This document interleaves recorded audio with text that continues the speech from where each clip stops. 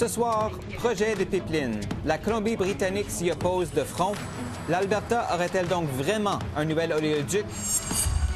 La paix en Ukraine. Les pourparlers se multiplient, mais un terrain d'entente semble encore bien loin. Et le projet de loi sur la Constitution québécoise. Le gouvernement Legault doit-il faire marche arrière?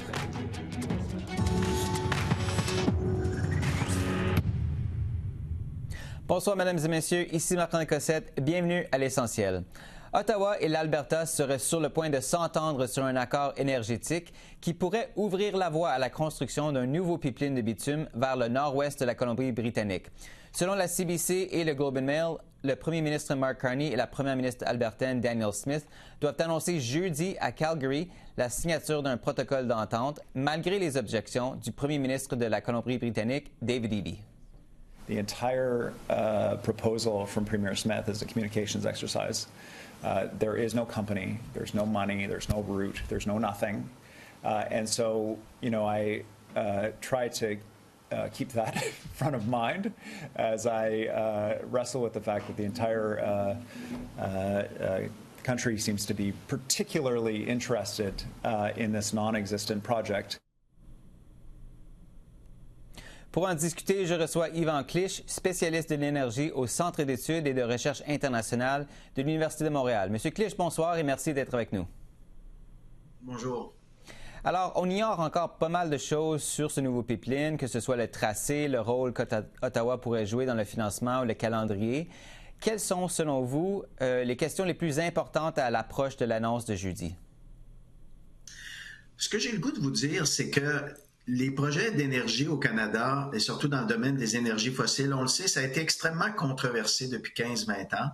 Et ce que les investisseurs, la communauté d'affaires, l'industrie demandaient, c'est justement que les gouvernements s'entendent entre eux et disent qu'effectivement, ils veulent de ces projets. Alors, dans le contexte de guerre tarifaire avec les États-Unis, cette donnée-là a pris plus d'urgence parce qu'on s'est dit que c'est important de diversifier nos marchés, d'envoyer notre pétrole hors que vers le marché américain. Et là, on a un premier ministre de la Colombie-Britannique qui veut pas rentrer dans la danse. Il a ses raisons, je sais pas le point de les commenter, mais il veut pas rentrer dans la danse. Donc, c'est exactement ce qu'on veut pas, justement, dans l'industrie. C'est que, il y a des gens qui disent, dès le départ, nous, on ne veut rien savoir de ces projets-là. Donc, je dirais que les conditions gagnantes qu'on espérait voir rassemblées dans l'industrie pétrolière pour qu'effectivement, il y ait une chance que ces projets-là de pipeline se réalisent, on est devant un constat, finalement, d'échec, selon moi, parce que le premier ministre de la Colombie-Britannique dit, j'ai pas été partie prenante des discussions. Et j'en veux pas du pipeline qui va aller vers le nord-ouest. Il est d'accord pour Trans Mountain, une extension ou une addition de capacité dans les infrastructures existantes, mais il n'en veut pas du projet qui va peut-être faire l'objet donc d'une entente jeudi entre l'Alberta et Ottawa. Oui, parce que normalement, un pipeline, évidemment, ça prend un promoteur privé. Et M. Eby disait hier, avec les prix actuels du pétrole, aucune entreprise va vraiment entreprendre de financer un pipeline dans le Nord. Il rappelait aussi que personne ne s'est montré intéressé à acheter Trans Mountain. Est-ce qu'il a raison dans une certaine mesure, selon vous? Ou? C'est difficile de lire la situation parce que, encore une fois, depuis 10-15 ans, l'industrie pétrolière étrangère, il y a beaucoup d'entreprises étrangères qui ont quitté le Canada et des entreprises aussi d'ici, américaines ou canadiennes, qui se disent, nous, si on se lance dans des projets de pipeline, il faut au moins être sûr qu'on n'entrera pas dans un monde très troublé de contestation politique, juridique, environnementale, d'acceptabilité sociale. Et le premier élément requis là-dedans, c'est l'accord des gouvernements. Il faut que les gouvernements disent, oui, c'est stratégique et on en veut, autant du côté fédéral que, évidemment, de l'Alberta qui est bien sûr intéressé, mais du côté aussi des provinces, à l'est ou vers l'ouest. Dans l'ouest, c'est la Colombie-Britannique. Il faut obtenir leur assentiment, sinon, ça ne pourra pas bouger. Et une fois que ça c'est acquis, une fois que on a effectivement là une entente forte entre tous les gouvernements concernés et une espèce là, de confiance que ces projets-là ensuite, s'ils se réalisent, ne subiront pas de délai justement pour des raisons juridiques ou environnementales ou d'acceptabilité sociale. Une fois que ça c'est acquis, là, peut-être qu'effectivement, des gens vont lever la main. Et ils vont dire, ben oui, maintenant qu'on a cette assurance-là, nous, maintenant, on est dans le registre là, de la faisabilité technique, la faisabilité financière, et ça, on maîtrise. Alors, si vous pouvez nous garantir une certaine stabilité au niveau, je dirais, de l'environnement social et politique, ben nous, peut-être que là, on va lever la main. Mais je ne pense pas qu'on peut voir des gens lever la main tant qu'on voit des situations comme celles qu'on voit actuellement avec le gouvernement de la Colombie-Britannique qui s'oppose frontalement à un projet dans le nord-ouest de la province. Oui, M. Eby s'est d'ailleurs dit plutôt frustré de ne pas avoir été invité à participer aux discussions. Est-ce que ça a été donc une erreur de la part du gouvernement Carney de ne pas l'inviter à participer? Bien, clairement. Clairement. Mais encore une fois, c'est ce qui est demandé aux politiciens et aux autorités politiques de la part de l'industrie, je dirais même aussi pour tout type d'infrastructure. C'est, écoutez, entendez-vous entre vous, puis après ça, vous pourrez cogner à notre porte, puis là, nous, effectivement, rassurer d'un environnement relativement stable sur le plan politique et réglementaire, bien là, nous, effectivement, là, on va essayer de vous proposer des projets. Et là, on se présente et une des conditions essentielles n'est même pas réalisée. Le gouvernement d'à côté n'est pas intéressé. Celui qui va effectivement vivre avec l'infrastructure dit frontalement, je ne suis pas intéressé. Donc, moi, je ne cache pas mon désarroi devant cette attitude. Je pense qu'il aurait été beaucoup plus pertinent de miser davantage sur le temps long, d'avoir des négociations qui ne sont pas nécessairement publiques et de s'assurer de voir quelles seraient les conditions potentiellement acceptables pour la Colombie-Britannique pour voir le projet se réaliser. On ne les a même pas contactés, puis là, on va faire une annonce alors que le principal concerné dit ouvertement qu'il n'en veut pas du projet. Donc moi, je ne cache pas ma surprise et mon désarroi devant cette attitude parce que c'est exactement ça qu'il ne faut pas faire. Parlons un peu des inquiétudes de la Colombie-Britannique. Elle s'inquiète beaucoup d'un possible assouplissement de l'interdiction des pétroliers sur la côte ouest, surtout avec les eaux dangereuses du détroit des Quatre. Est-il vraiment possible d'aller de l'avant avec un projet d'un nouveau pipeline sans lever cette interdiction? Non, ben, il va falloir bien sûr lever cette interdiction.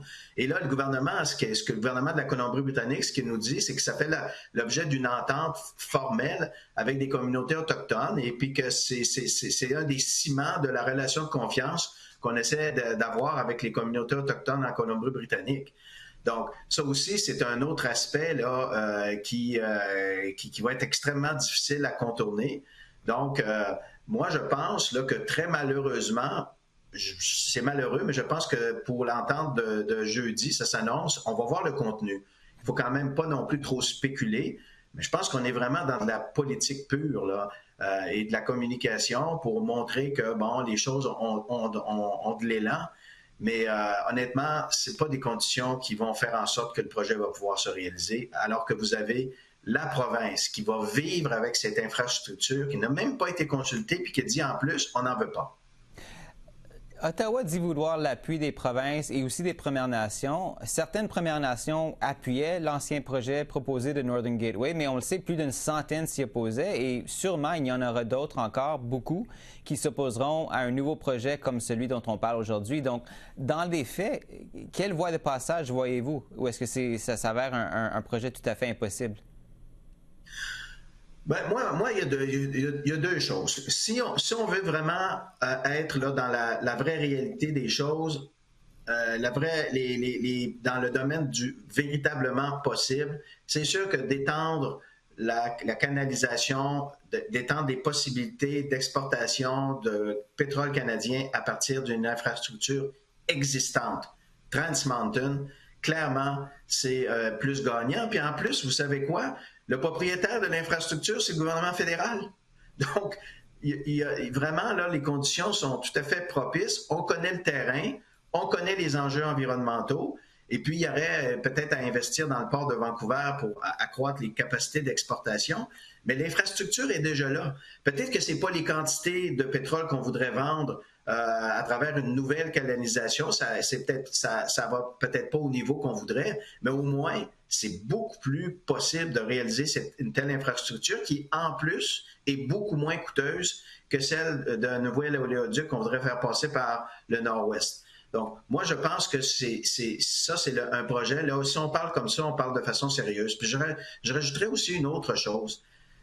si on veut vraiment que ces projets-là réussissent, ça ne peut pas faire l'objet de débats politiques comme c'est le cas actuellement. Si on est vraiment sérieux du côté de l'Alberta et du gouvernement fédéral, il faut qu'on négocie sur le long terme sans trop aller dans le domaine public et qu'on fasse vraiment le travail de fond qui est requis et nécessaire pour que peut-être ces projets-là puissent se faire.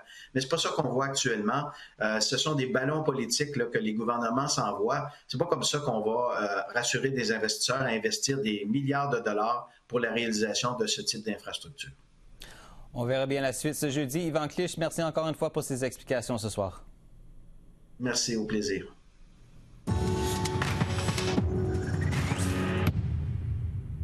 L'administration Trump intensifie ses efforts pour mettre fin à la guerre entre la Russie et l'Ukraine.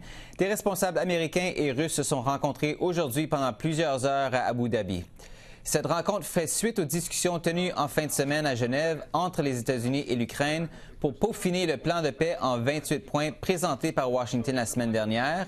Ce plan a pris Kiev et l'Europe de court et a ravivé les inquiétudes que l'administration Trump serait prête à pousser l'Ukraine vers un accord trop favorable à Moscou. Alors, la paix en Ukraine est-elle vraiment à portée de main et à quoi peut-on s'attendre pour la suite des pourparlers? J'en discute avec Jeremy Kinsman, ancien ambassadeur du Canada en Russie et auprès de l'Union européenne. Monsieur Kinsman, bonsoir. Bonsoir, Marc-André.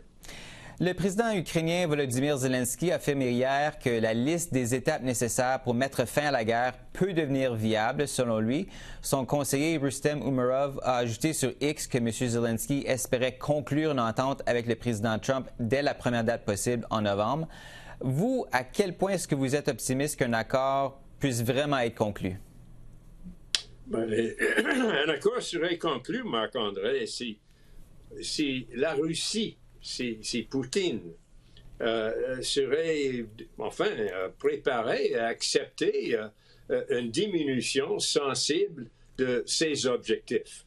Ces objectifs, qui représentent en fin de compte la conquête de l'Ukraine, sont très présentes dans ce plan, soi-disant plan de 28 points, qui avait été, circulé la semaine dernière, qui semble être une répétition des points principaux de la position russe. Depuis, comme vous le savez, les Européens, les alliés, y compris le Canada, je dois dire, ont contesté la viabilité de cette ligne d'argument et ils ont insisté à ce que, sur le processus, qu'ils soient consultés là-dessus, parce que les Européens seront chargés avec le financement de l'Ukraine dans l'après-guerre, aussi bien d'être avec le Canada responsable de sa sécurité sur la terre pour protéger quelques cessez-le-feu qui arrivent. Alors, c'est une situation qui maintenant, en dépit des déclarations de la Maison-Blanche, que c'est un nouvel jour, là, et que tout est bon et marche dans la bonne direction, le fossé entre les deux positions, la sauvegarde de la liberté, la souveraineté de l'Ukraine et le désir apparent déclaré depuis 3 ans de la Russie de conquérir l'Ukraine. Alors, ultimement, ce que nous voulons voir, c'est ce qui est normal dans la fin des guerres, c'est un cessez-le-feu qui remet à un autre jour la détermination des questions de territoire et les autres différences entre les deux côtés, mais qui cesse la tuerie. La tuerie est essentielle maintenant pour la Russie parce qu'ils considèrent qu'ils sont en possession du momentum dans cette guerre, vu leur avantage démographique, géographique et autres. Et je ne vois pas comment la Russie va maintenant se retirer de ses positions, et particulièrement parce que les États-Unis refusent de reconnaître qu'ils ont tort, qu'ils ont commis un crime en envahissant l'Ukraine. Alors, c'est une situation très irréelle, très anormale. Et les adultes, les Européens et d'autres, et j'espère aussi M. Carney, essaient d'y porter un peu de stabilité et de sagesse. L'Ukraine, on le sait, subit d'énormes pressions pour mettre fin au conflit. M. Trump multiplie les échéances. L'armée ukrainienne perd du terrain.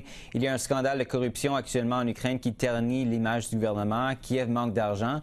Quelle marge est-ce que le président Zelensky, quelle marge de manœuvre a-t-il vraiment dans le cas échéant?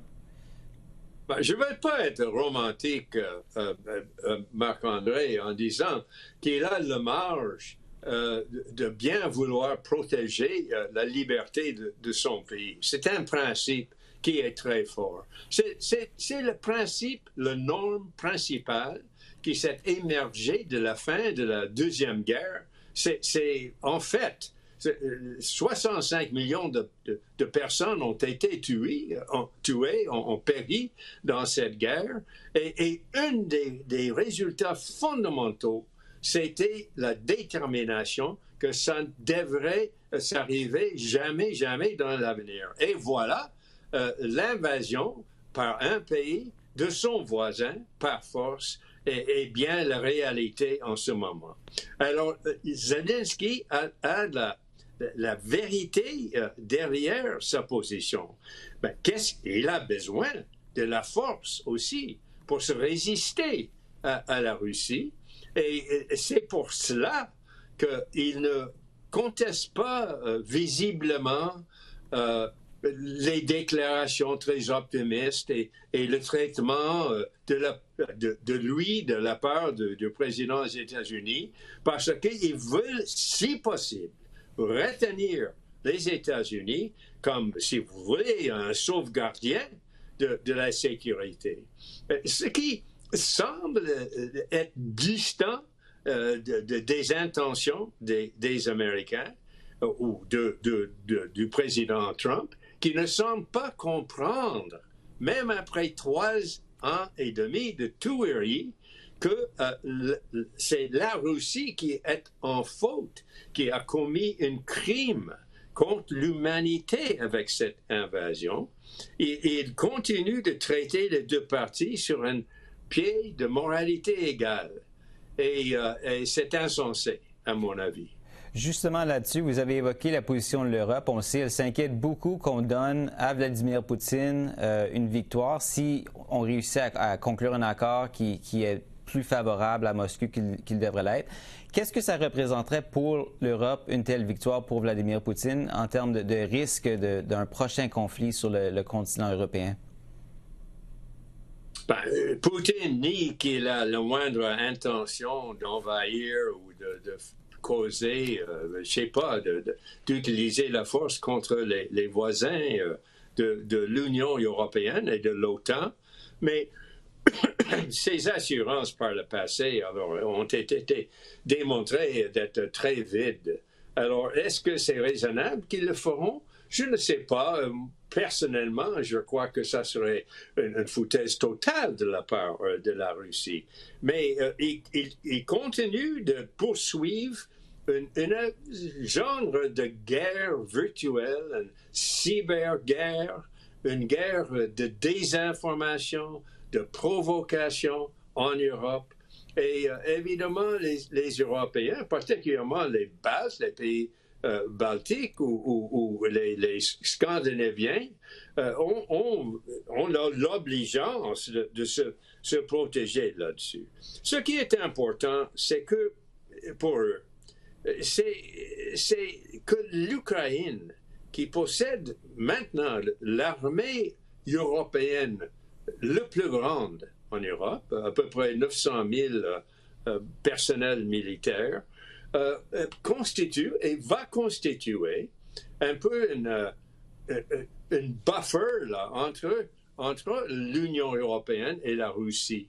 Et c'est pour cela que les Européens veulent, après la guerre ou au moment d'un cessez-le-feu, intervenir de bienveillance pour offrir aux Ukrainiens des troupes supplémentaires de leur pays, la coalition de ceux qui veulent participer, y compris le Canada, pour sauvegarder leur sécurité dans l'avenir. Personnellement, je ne crois pas qu'il puisse arriver à un accord sur les différences de fond entre les deux parties, vu l'agressivité des ambitions des Russes, et un cessez-le-feu, quand ça arrive, devrait se limiter à une trêve entre les deux parties sur les lignes actuelles, en laissant pour un avenir, peut-être proche, peut-être loin, pour régler les grosses différences de territoire et d'autres. Jeremy Kinsman, merci encore une fois d'avoir été avec nous ce soir. Merci à vous.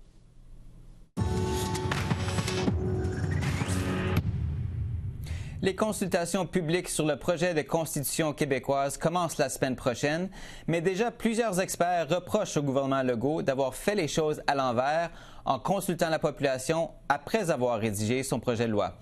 Pour en parler, j'accueille Louis-Philippe Lampron, professeur à la Faculté de droit de l'Université Laval. Bonsoir, M. Lampron, et merci d'être avec nous ce soir. Bonsoir, M. Cossette. Merci de l'invitation. Donc, vous disiez à la presse la semaine dernière que vous aviez l'impression qu'on vous invitait à un jeu de dupes. Pourquoi? Bien, écoutez, une constitution, ce n'est pas une loi comme les autres. Je n'ai pas besoin de vous rappeler cela. Et l'architecture de ce texte constitutionnel-là est problématique en lui-même, en fait, et vient cadrer le débat qui va venir devant la Commission des institutions à l'Assemblée nationale d'une telle manière qu'à identifier des éléments problématiques, alors que c'est le texte en lui-même qui est très, très problématique et n'a pas de légitimité puisqu'il a été conçu à l'abri des regards suite à une consultation très, très opaque, en fait. Alors, dans ce contexte-là, et le passé étant garant de l'avenir, le gouvernement de la CAQ qui met au jeu ce projet de constitution-là est largement majoritaire à l'Assemblée nationale et donc non seulement le contrôle du cadre à l'intérieur duquel le débat va se tenir, mais à terme va décider de ce qu'il souhaitera bien ou pas faire adopter dans un contexte où il s'agit là, pour reprendre l'expression consacrée dans le texte lui-même de la loi constitutionnelle de 2025, de la loi des lois. Alors dans ce contexte-là, c'est faire les choses à l'envers et à mon sens, le risque de cette consultation large-là, c'est d'essayer de donner une aura de légitimité après coup en forçant les personnes qui vont y participer à accepter la mise au jeu initiale qui est en elle-même très, très, très problématique. Dans votre mémoire, vous écrivez, et je vais vous citer, que le gouvernement doit retirer ce projet de constitution et s'engager avec les partis d'opposition, peu importe qui formera le prochain gouvernement en 2026. Croyez-vous que Québec est prêt à faire marche arrière dans ce dossier? Bien, d'eux-mêmes, non, assurément pas. Mais maintenant, il faut constater qu'il y a vraiment une généralisation là d'une levée de bouclier à l'encontre de plusieurs initiatives du gouvernement de la Coalition Avenir Québec en cette dernière année de mandat qui vont dans le sens d'une attaque contre les contre-pouvoirs institutionnels. C'est-à-dire qu'il y a le projet de loi 1 sur la Constitution du Québec, mais se rajoute à cela le projet de loi 2 concernant les médecins, projet de loi 3 qui vise littéralement à limiter la capacité des syndicats d'agir dans l'espace public. On va avoir jeudi prochain, selon toute vraisemblance, une nouvelle proposition législative visant à élargir l'interdiction du port de signes religieux dans certaines institutions gouvernementales, de même que la manifestation religieuse dans la rue via les prières de rue. Alors, manifestement, si le gouvernement doit reculer sur la question de la Constitution, ça va être parce que cette mobilisation-là de la société civile et de nombreuses institutions, y compris le barreau du Québec, va continuer à aller croissant et ne donnera pas d'autre choix aux législateurs que de retirer cette initiative-là et d'en faire un enjeu électoral. Et votre position, dans quelle mesure est-ce qu'elle est vraiment partagée par l'ensemble de vos collègues? Et est-ce que vous croyez que ça pourra mettre suffisamment de pression sur le gouvernement pour qu'il le retire, son projet? Il y a un texte qui a été co-signé par 101 professeurs de droit. De mémoire, c'est une des plus vastes mobilisations là, des collègues que j'ai vues des dernières années. La plus importante remontait à la loi 78 de Jean Charest. Alors, évidemment, il n'y a jamais une unanimité contre un projet de loi de cette nature-là, mais à tout le moins, là où il y a un large consensus, c'est sur l'illégitimité du processus qui est suivi pour mettre au jeu et lancer les débats entourant la Constitution du Québec, qui, il faut le rappeler, là, est un projet qui peut être tout à fait légitime s'il est mené correctement et qui devrait être absolument rassembleur. C'est-à-dire qu'une Constitution, c'est vraiment le cadre permettant de déterminer ce que l'État peut faire ou ne peut pas faire, puis affirmer des éléments qui sont constitutifs de la nation québécoise, donc de la société québécoise au sens large. Et ce faisant, c'est pas parce que en ce moment c'est très très mal parti que c'est un projet qui est en lui-même illégitime. Mais la chose qui doit absolument être suivie pour que ce projet de loi-là ne mène pas à une perte sèche des contre-pouvoirs institutionnels, incluant la Charte des droits et libertés de la personne, qui, il faut le rappeler, a été adoptée à l'unanimité en 1975 par l'Assemblée nationale et divise plus qu'il ne rassemble, c'est justement de consulter la population en amont et non pas de manière très, très localisée et limitée en aval. Vous parlez justement aussi d'un impact délétère sur la protection des droits et libertés. En quoi ce projet de constitution met-il ce régime à risque, selon vous? Oui, mais il faut regarder d'où on part pour constater le recul si tant est que ce projet de loi était adopté. Donc, avant l'entrée au pouvoir de la CAQ en 2018, la loi qui avait une portée dans l'ordre juridique québécois, le supra-législative, c'était la Charte québécoise des droits et libertés. C'est encore la Charte québécoise des droits et libertés par ailleurs. Et donc, avec son article 52, permettait aux justiciables québécois de contester la validité quasi-constitutionnelle d'une loi québécoise, tant est qu'elle était incompatible avec les garanties offertes par cette charte-là. Depuis l'entrée au pouvoir de la CAQ, donc, on a joué dans le texte de la Charte québécoise en rompant avec un consensus qui était suivi par l'Assemblée nationale, voulant qu'on ne modifie pas, au fond, la Charte québécoise, à moins de le faire avec un large consensus. Et là, c'est vraiment un coup d'accélérateur visant justement à empêcher les justiciables de contester des lois votées par l'Assemblée nationale sur la base d'une opposition potentielle ou d'une contradiction avec l'une ou l'autre des garanties enchâssées dans cette charte-là. On vient mettre au même niveau plusieurs autres lois et on vient faire en sorte de permettre aux législateurs, si tant est qu'il veut limiter la capacité donc des tribunaux de remettre en cause la validité des lois adoptées par l'Assemblée nationale, une multitude d'outils dont les fameux droits collectifs là, qui sont libellés de manière très très large et imprécise. Et donc, si tant est que cette loi-là est adoptée, très très clairement, les justiciables québécois vont se trouver en net recul dans leur capacité à remettre en cause et à contester devant les tribunaux de potentiels abus du législateur qui iraient à l'encontre de leurs droits et libertés de la personne. Louis-Philippe Lampron, nous devrons nous arrêter là-dessus, mais on va voir la suite la semaine prochaine. Merci encore une fois d'avoir été avec nous ce soir. Merci pour vos questions. Et voilà, c'est comme ça qu'on a vu l'essentiel de l'actualité de ce mardi 25 novembre. Ici Marc-André Cossette qui vous remercie d'être à l'antenne de CEPAC, la chaîne d'affaires publiques par câble. Je vous donne rendez-vous demain 20h30. D'ici là, merci et bonne soirée.